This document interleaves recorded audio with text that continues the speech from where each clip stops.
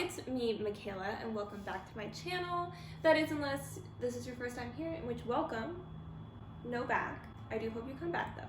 Today, I thought I would talk about my December reads and do a December reading wrap up. I have myself some notes. How wonderful. That's how great. I'm planning things. This is what we're going to be discussing today. I guess I should maybe start with the fact that I did make my whole end of year reading plans TBR video, and did I stick to that plan? Absolutely not. I stuck to some of it, but I did not complete the task that I set out to complete, which was I wanted to finish reading the Red Queen series, and I wanted to finish reading the Bridgerton series so that I could go into the new year with, 2 less series on my list of series that I'm currently reading. And instead I finished Red Queen series, and I read some more Bridgerton but didn't finish it, and then I also started 2 new series, so we love to see that.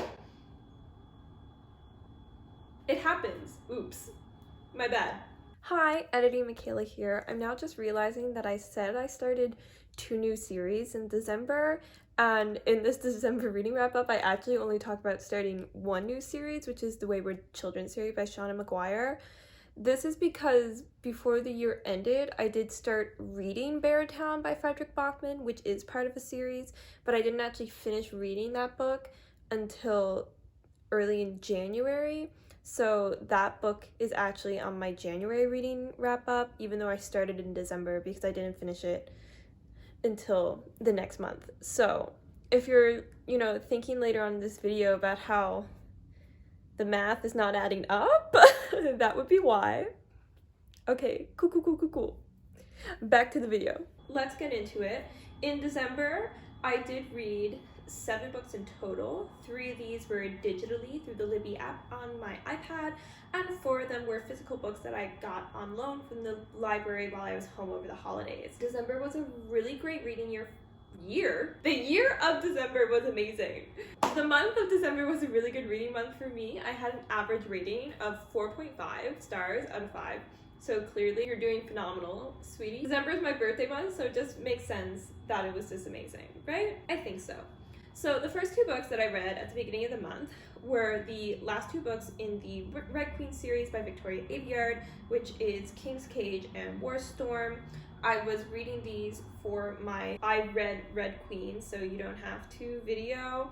If you're interested in not reading the series but you want to know what happens in it, check that out. I tell you everything that you could possibly ever imagine and more. So I ended up giving King's Cage 3.5 stars, and I gave War Storm 4.25 stars.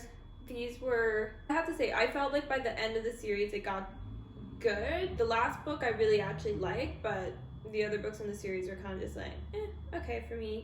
They weren't horrible. I didn't hate them. I wasn't gonna DNF. I've never DNF'd a book in my life. I don't know why I said that DNFing was an option. My completionist heart could never. I won't talk too much about what happens in these 2 books themselves, just because obviously they're the last 2 books in a series, so that's gonna give you a lot of spoilers. But basically, in the series, you're following Mare. She is a young woman who is living in this world where people are separated by the color of their blood into reds or silvers. Silvers have powers, reds do not. Reds are treated horribly. Okay, Mare is a red. She finds out she has powers. She's not supposed to have them. Things ensue. There you go. Do I need to say more? Probably. Will I? No. They were fine at the beginning of the month, not a bad start. Finally finished that vlog I was working on for ages, so we loved it. Then the next book I read was Every Heart a Doorway by Seanan McGuire.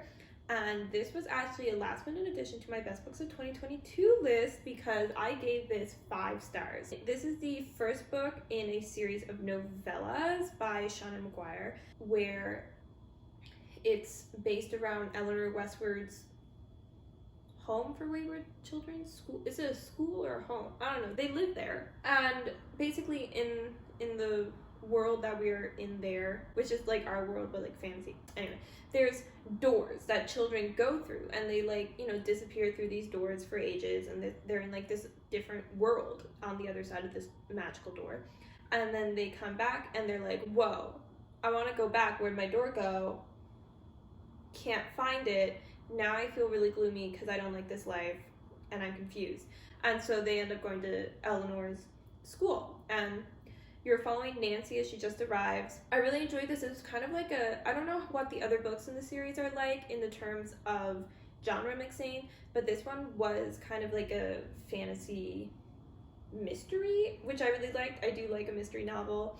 So I really found that enjoyable. I also really liked how throughout it you're kind of put into the same mindset as Nancy, in the fact that you are very confused and you're reading these explanations that don't actually make sense, but everybody else seems to know what they're talking about.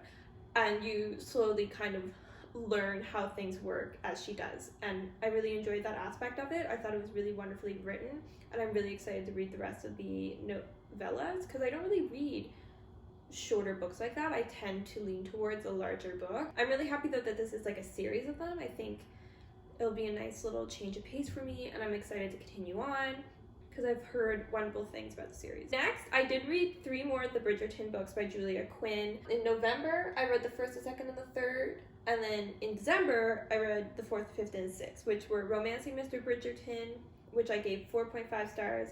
This is following Colin and Penelope, which are both characters that by this point in the series you have already met and you've already kind of come to know and enjoy. There's also a total side plot to this that's like separate from the romance, which I really enjoyed. I thought that was wonderful. It's also a slow burn, which I really love. Then we had To Sir Philip with Love. This is Eloise's story, and guess who? Sir Philip. Shocking. And I also gave this one 4.5 stars, again, because we had a bit of like a slower burn romance, and you also had aspects in the story that were outside of, they were like linked to the romance because it had a lot to do with character development and overcoming like previous challenges in their life and experiences in their life. I will say for To Sir Philip with Love, trigger warning for suicide and mental health. It is, dealt with in it. I personally thought that it was a nice aspect to the story, but it is something to consider maybe before you read the book, if that's something that is like a sensitive area for you. I'm not really one who has ever struggled with these things, so it's hard for me to tell if something is really dealt with in a good way or not. This is also an older book, so keep all of these things in mind maybe, and do a little looking into it before you read it, just by the way. And then When He Was Wicked is Francesca's story, and I gave this one a 4.75 stars. This was my favorite in the series so far, and it's to do with Francesca and Michael, who is the cousin of Francesca's late husband, John. So she's still really young, and she's now a widow. And again, slow burn. We love it. Will they, won't they? We loved it. But then when things started and when things picked up. They were picking up a lot. It was going. Once it started, full speed ahead, and I really enjoyed it. I would say the only reason this didn't get 5 stars was just because it took me a little bit of time to get over the fact of like Michael being her late husband's cousin. A little weird. But also you're like, okay, it's the 1800s. Just move past it. Okay, once I got past it, I was fine. But that was kind of just like a little bit of a thing for me at the beginning, which is why I didn't give it 5 stars. And then the final book that I read in the month was A Man Called Uwe by Fredrick Backman, and this was the last book of 2022. It's in a vlog I did trying out a new author to see if I like Fredrick Backman. I read a couple of his books. This was the first one I read, and I absolutely loved it. I gave it 5 stars. I found the writing in this is so witty and comical, but also very moving. You are following Uwe, who's this grumpy old man, and you don't really like him at the beginning because he's a grumpy old man, and you're like, why are you so mean and grumpy? But then you begin to learn more about him and how he came to be who and where he is. And then you also get to learn about this small community of like this kind of the street he lives on, I guess. It was really lovely. I really enjoyed it. I gave it 5 stars. I was crying. Okay, it made me bawl. It also made me laugh. My favorite character is the cat. need I say more? I have to say almost all of the books I read this month I would recommend. I would say maybe the only thing is that, like, with the Red Queen series, the last book was good.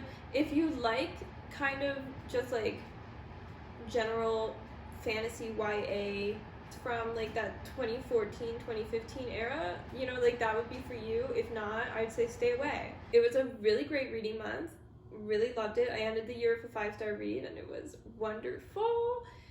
So I guess that's my December reading wrap up. If you like this video, make sure to give it a like, and if you happen to like me, consider subscribing. I would greatly appreciate it. Comment down below what your favorite book in December was. Also comment down below if you've read any of these books. Did you have different thoughts than me on them? Tell me all about it. But like, don't tell me all about it if it's like further on in the series and I haven't read it, because then I'll not like you.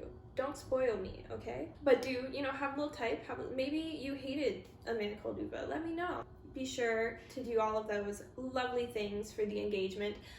And I will, in fact, see you next time, because you're coming back, right? Right? You're coming back? You better be. Thanks for watching, and I hope you have a wonderful day. Bye-bye!